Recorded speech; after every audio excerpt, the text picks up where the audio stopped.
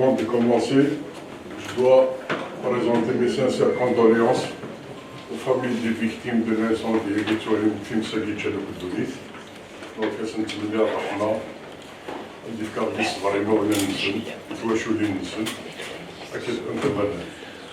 Sans oublier, bien sûr, de présenter mes sincères condoléances à M. Salih Larbès suite au décès de son fils, le Diorbe Soua,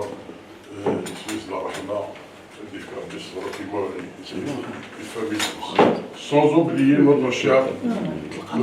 Rachid Hamouten, auquel on va présenter mes sincères condoléances suite au décès de sa mère, Nassia Faroudi, et en bêtise de Baraka et Abraham.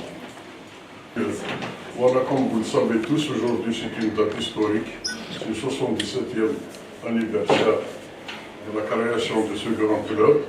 Donc on doit faire une minute de silence à la mémoire des fondateurs, donc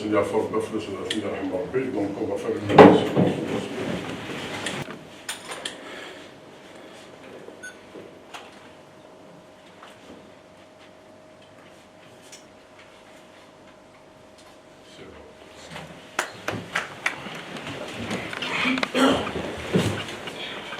Donc, comme on vient de dire, aujourd'hui c'est une date historique.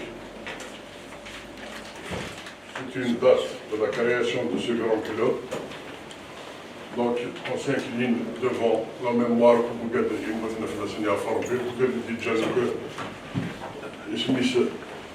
le grand club à jour, et tous les gens qui ont participé à la gloire de ce grand club. Bien sûr, donc en souhaitant un joyeux anniversaire à tous les amoureux du club, à la grande famille Blagiska, anciens joueurs, dirigeants, un de mes là, soit d'Ismour, soit de Baratmour. Donc en leur souhaitant un joyeux anniversaire. Donc, voilà, maintenant on doit faire, comment dirais-je, on doit passer sans oublier la saison passée, 2022-2023. Comme vous le savez, c'est une saison qui a été difficile. Il y a un parcours très difficile. Heureusement que grâce à nos chers supporters qui ont participé haut et fort pour sauver ce grand club, grâce, le mérite revient à la direction technique, à leur tête, M. Bouzidi, ainsi que son staff, ainsi que le staff médical, ainsi les dirigeants, on les remercie infiniment pour le travail qui a été fait et on a sauvé le club. C'est la catastrophe. Mais malheureusement, il y a certains, ils ont une très courte mémoire, ils oublient. Il faut qu'ils sachent une chose, on est en train de gérer un club, on ne gère pas une équipe. Quand on gère un club, donc le club, il a des obligations administratives, il a ses engagements. Aujourd'hui, on peut parler d'un club quand on ne reçoit pas d'un grand club, quand on ne reçoit pas chaque matin un huissier de justice qui arrive avec son courrier, une facture d'électricité, une facture des fournisseurs. Une fois qu'on va mettre tout ça à l'ordre, on a signé que la situation, on peut dire qu'on est un grand club. Aujourd'hui, on a toujours des problèmes, donc on est en train de régler un par un.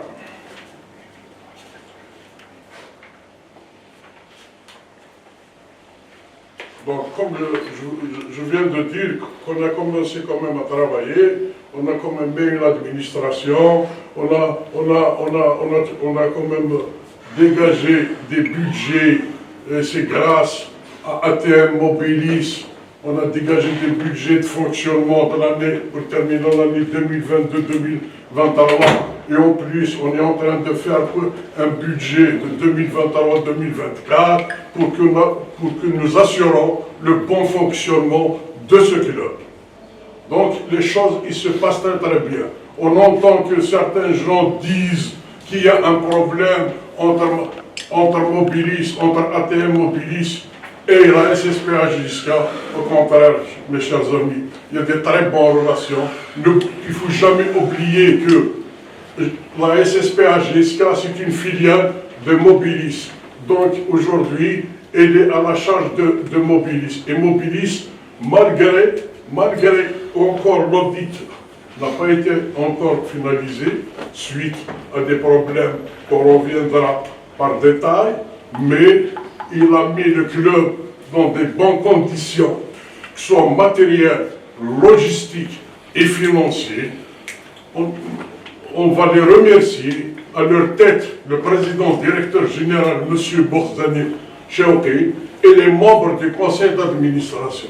Jusqu'à la minute que je vous parle, ils n'ont jamais refusé parce qu'on a instauré la confiance totale, la transparence de gestion. C'est ça ce qui est important dans ce club. Parce que si on attend la finalisation, même l'audit il est en état de conclusion, si on attend la finalisation, ça prend beaucoup de temps pour mettre le train sur rail. Mais on a trouvé toujours des solutions. Parce que quand on cherche des solutions, il y en a des solutions. Moi, je cherche des solutions pour les problèmes, je ne cherche pas les coupables. Les coupables, ils vont tomber tout seuls. Ceux qui veulent du mal à ce club,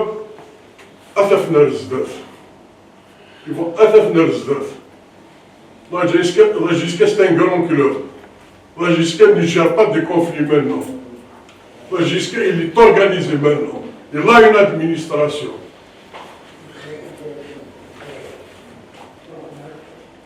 Parce que je reviens toujours. Je reviens toujours aux critiques des gens. Vous le savez, maintenant ils nous ont bloqué la page. Mais on n'a pas... Non. Sur place, la communication a pris en charge, il a fait un courrier aux gens concernés, on a la réponse, donc on est en train de solutionner le problème. Le coupable est désormais pareil. Ceux qui se prétendent qu'ils aiment la JSK, les qui sont derrière tout ce blocage, mais ils ne peuvent rien faire.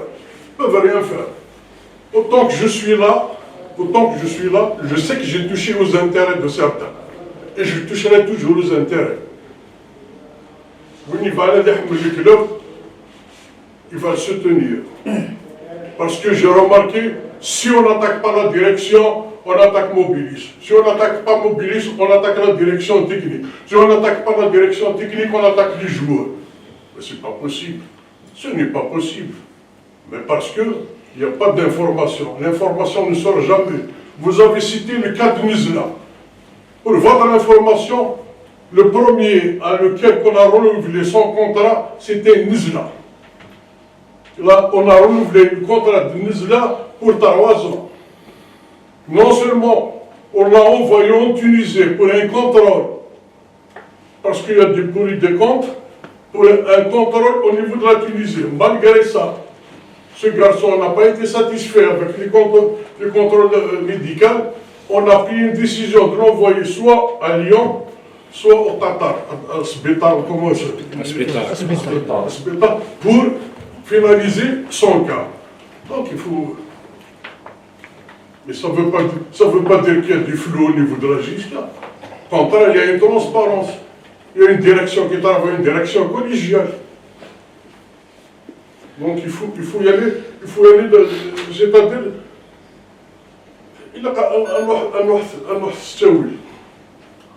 c'est un grand chantier. C'est un grand chantier. Une gestion anarchique. ولاش الدوسي قدام بالوايض à tous les niveaux. ولاش sur le plan juridique. Sur le plan juridique, je vous donne un chiffre وقال يعني كي قال نحمل الكلوب.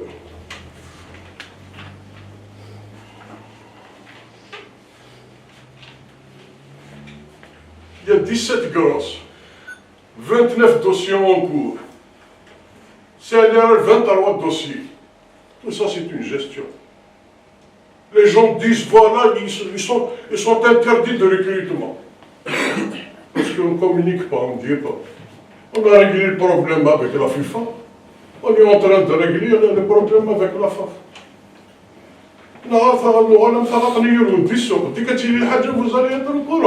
C'est pas possible. Il y a des confidentialités de l'entreprise.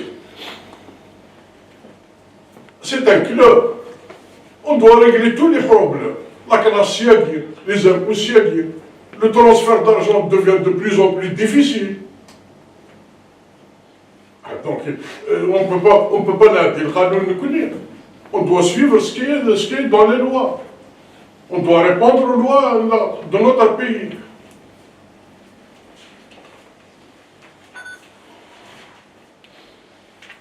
Wallahi, je le fais, brother.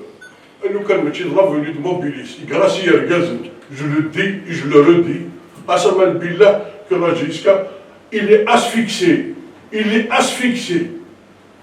Asphyxié. Madame, asphyxié. Financièrement surtout. Heureusement, il y a Yergaz.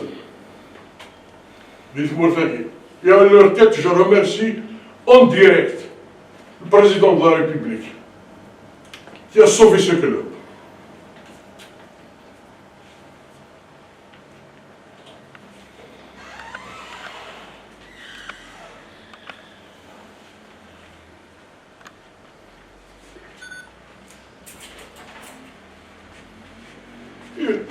On a fait des travaux. On a fait le nouveau siège, il est en travaux. On a récupéré la clé du magasin. On a signé un contrat avec Kappa et avec option de partenariat. Ils nous ont fait une très bonne dotation de 1,5. Ça n'a jamais été le cas. Nous sommes pour s'enrichir de la JISCA.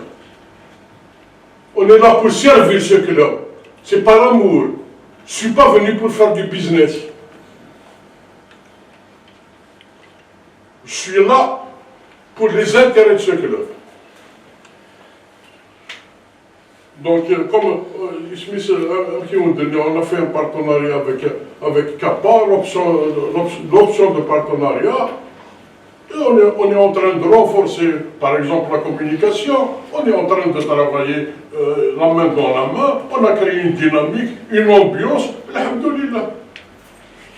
En ce qui concerne les gens, on parle de recrutement et tout ça, tout un problème. Le recrutement, on connaît déjà, on était avant-dernier, imagine la tête du combat. On était relégable. Si on a fait un fou pas, Villarba, Navisara, peut-être aujourd'hui on ne sera pas là. Donc il faut remercier comme les gens qui ont fait des efforts. Vous gagnez au haut du tableau. 2 mois avant, nous avons les recrutements. Mais nous connaissons façon engagée à faire des recrutements, nous connaissons le bombe. C'est anormal. Mais juste après le match de Maga, on a fait une cellule de recrutement. Et je tiens à vous informer, chaque réunion qui se fait, et c'est la première fois peut-être dans l'histoire de ce club, à la fin de la réunion, il y a un PV, un procès-verbal, qui est signé par tous les présents. Parce que demain, c'est pas fait. Et en plus, les gens qui sont engagés avec moi dans le cadre de recrutement, ils ont un objectif. L'objectif, il est tracé. C'est de jouer les premiers rôles. On n'est pas venu ici pour jouer à la relégation. Vous le savez, pour convaincre un monsieur Menet, vous connaissez sans vous dire son palmarès. Il faut être à chaud sur nous. Je le dis. Mais c'est Dieu. Il faut qu'on soit. Il a qu'à se le voir. Il a qu'à le voir. Qu'est-ce qu'on cherche? Il faut qu'on soit sûr de ce qu'on fait. On parle de recrutement. زمرة نواشرة أنا غلط جيول من غلطانة دي تسعة. Les erreurs du passé, on les prend. On ramène 16 joueurs. Et par la suite, à la fin de saison, pour les libérer, c'est un sérieux problème. Il y a certains qui nous ont facilité les choses, il y a certains qui ne nous ont pas facilité les choses.